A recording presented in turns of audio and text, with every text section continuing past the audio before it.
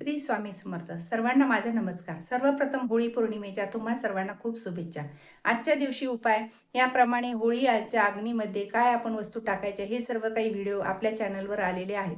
अजूनही कोणी पाहिले नसतील तर नक्की पहा. चला आजच्या व्हिडिओमध्ये आपण होळीच्या राखेचे प्रभावी उपाय बघणार आहोत. आज संध्याकाळी जेव्हा होळी शांत होईल किंवा तुम्ही जाल तेव्हा जिथे तिथे थोडीशी राख तुम्हाला दिसत असेल तर ती राख एका पुडीमध्ये भरून घेऊन या. होळी उद्या चंद्रग्रहण आहे म्हणून परवा करा उपाय.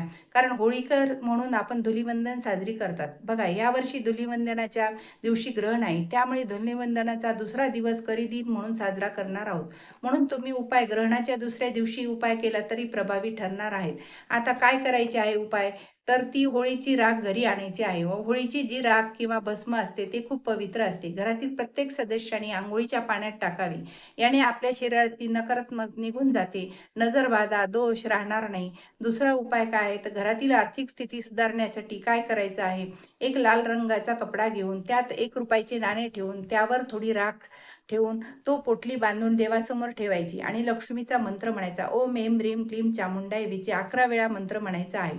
नंतर मंत्र म्हणणं झाल्यानंतर ती पोटली उचलून घ्यायची आणि पुढच्या होळीपर्यंत आपल्याला तिजोरीतच ठेवायची.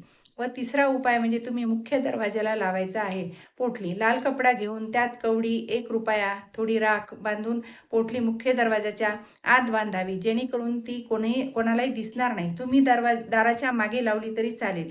घरात जी काही नकारात्मक प्रवेश करते ती दारावरच रोखली जाते आणि आपल्याबरोबर वाईट संकट, दोष, नजरबाधा येत नाही. घरातील वातावरण आनंदमय होण्यासाठी मदत मिळते. तर तुम्ही हा उपाय नक्की करून बघा. माझा जर व्हिडिओ आवडल्यास लाईक, शेअर आणि सबस्क्राईब करायला विसरू नका.